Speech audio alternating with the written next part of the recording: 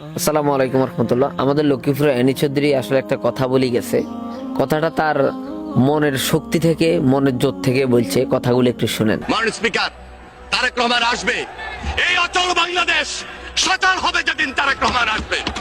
এই দুঃশাসনের বাংলাদেশ সেদিন সুশাসনে পরিণত হবে। মাননীয় স্পিকার, আমি সর্বশেষ আর 1 মিনিটে আমার নির্বাচনী এলাকা লক্ষ্মীপুর। আমার লক্ষ্মীপুর, সেখানে আজকে বাজেট নাই। মাননীয় স্পিকার, আমার এলাকায় রাস্তার জন্য বাজেট দেওয়া হয় না, ব্রিজের জন্য বাজেট দেওয়া হয় না, স্কুলের জন্য বাজেট দেওয়া হয় না। আমরা লক্ষ্মীপুর জেলা 4 জন নির্বাচিত প্রতিনিধি, 4 জন বিরোধী দলীয় সংসদ সদস্য, আমাদের প্রতি বৈষম্য।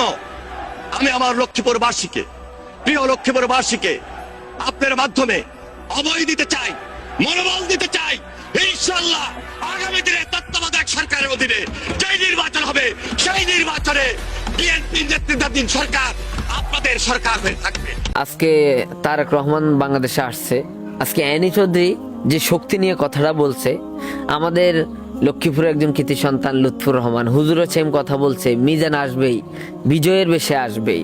তিনি বলতেন ইনশাল্লাহ মিজান আবার আসবে।